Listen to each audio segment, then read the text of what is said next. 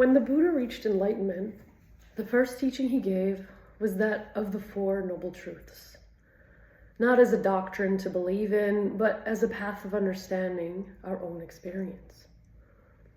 The Four Noble Truths are the truths around suffering, or in Sanskrit, dukkha.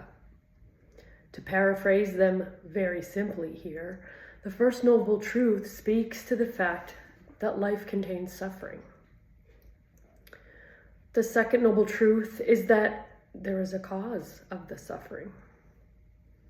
The third noble truth is that there can be an end to suffering. And the fourth noble truth is that there is a path to the end of suffering. The Noble Eightfold Path. We won't be getting into that today. As noted in the first noble truth, suffering is a part of life. Basically, shit happens. We are of the nature to grow old, to get sick, to experience loss, impermanence. The second noble truth, said to be the origin of our suffering, speaks to our resistance to the inevitable pain of life. The mental formations, these are all the things that live in our head, thoughts, perceptions, feelings, beliefs about our pain, and our cravings for pleasure to come and take away our suffering. Thai would say, if you know how to suffer, you suffer less. For me, learning how to suffer well starts first with discovering some of the ways I'm contributing to and even creating my own suffering. In Buddhism, there's a parable of the second arrow. I first heard of it during a Dharma talk given by one of the Plum Village monastics at the May Westlock retreat. This parable is derived from the Salata Sutta, the arrow. I'll share a small piece of Thanissaro Bhikkhu's translation from the Pali Canon to get a feel for the original teaching. And then I'll go into what I have taken away as I've been digging into it over the past couple of weeks. The Blessed One said, when touched with a feeling of pain, the uninstructed, run-of-the-mill person sorrows, grieves, and laments, beats his breast, becomes distraught. So he feels two pains, physical and mental, just as if they were to shoot a man with an arrow and right after were to shoot him with another one, so that he would feel the pain of two arrows. In the same way, when touched with a feeling of pain, the uninstructed, run-of-the-mill person sorrows, grieves, and laments, beats his breast, becomes distraught, so he feels two pains, physical and mental. Now, the well-instructed disciple of the noble ones, when touched with a feeling of pain, does not sorrow, grieve, or lament, does not beat his breast and become distraught. So he feels one pain, physical, but not mental, just as if they were to shoot a man with an arrow, and right afterward did not shoot him with another one, so that he would feel the pain of only one arrow. In the same way, when touched with a feeling of pain, the well-instructed disciple of the noble ones does not sorrow, grieve, or lament, does not beat his breast or become distraught. He feels one pain, physical, but not mental. Thich Nhat Hanh touched on the parable in one of his talks that can be found on YouTube and on the Plum Village app. He tells how the Buddha taught that we should not amplify or exaggerate our pain. Thai shares how the Buddha used the image of someone who is hit by an arrow. A few minutes later, a second arrow comes and strikes exactly the same spot. After the second arrow comes, not only is the pain doubled, but it can be triple or 10 times more painful. The Buddha described the first arrow as the physical pain, and the second arrow is what your mind does. It starts thinking about the worst case scenario, or adds meaning fueled by our own fears or insecurities. He says, be warned of the second arrow.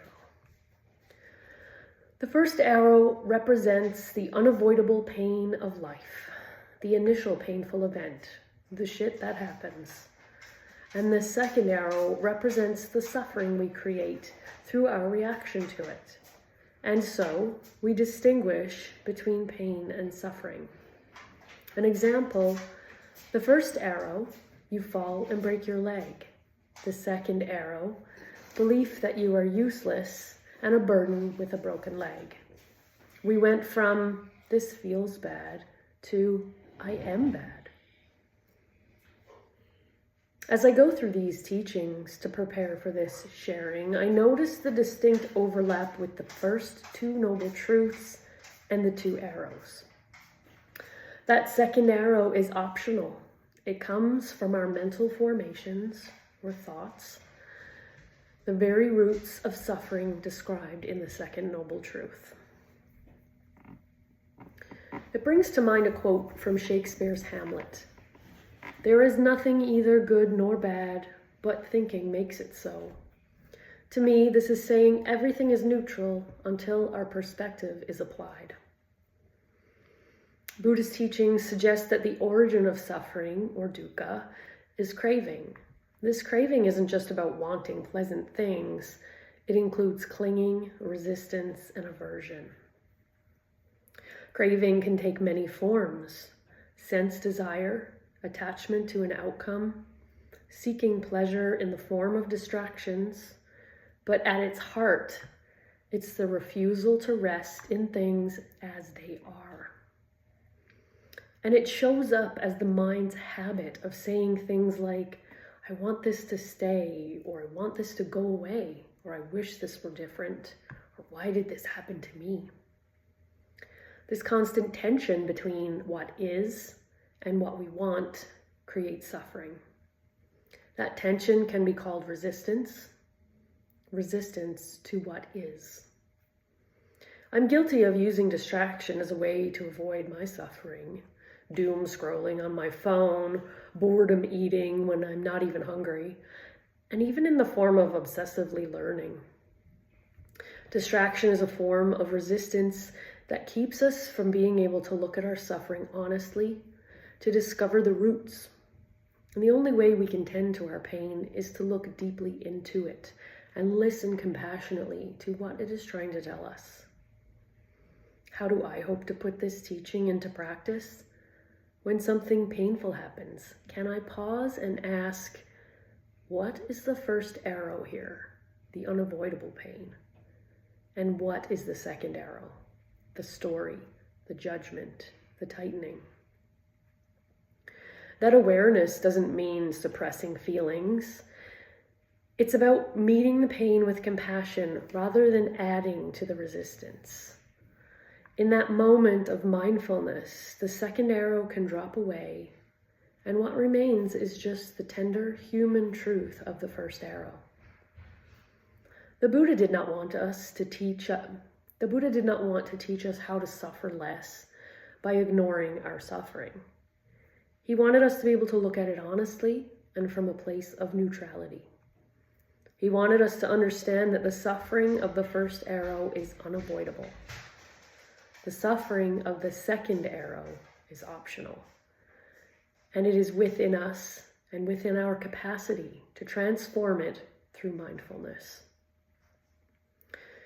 Thich Nhat Hanh would teach us to hold our pain, our anger, our sadness, like a small child, tenderly. I see you, pain. I know you are there. If our child or our beloved pet was crying in pain, we would not hesitate to go to them. We would not tell them stories of doom or tell them they should get over it or call them a burden. That would be shooting their pain with a second arrow. Instead, we would lovingly tend to the first arrow. It seems to be a little harder to offer that same compassion to ourselves in times of suffering. And there is a beautiful Dharma door for us to walk through. In conclusion, the second noble truth and the second arrow teaching both point to the same place. The aim is to help us see clearly that our suffering arises not only from what happens, but from how we meet it. When we learn to stop shooting the second arrow, we open the space for peace. Pain may still arise, and that's part of being alive, but let's try to meet it with tenderness rather than tension. And in that meeting, the path of freedom opens up. I invite you to take something away from this. May I suggest setting an intention to look deeply this week. When you have a strong response to pain or annoyance in a situation, ask yourself, what's my storyline here? Am I still dealing with the first arrow of suffering, or have I well and truly moved into the second one?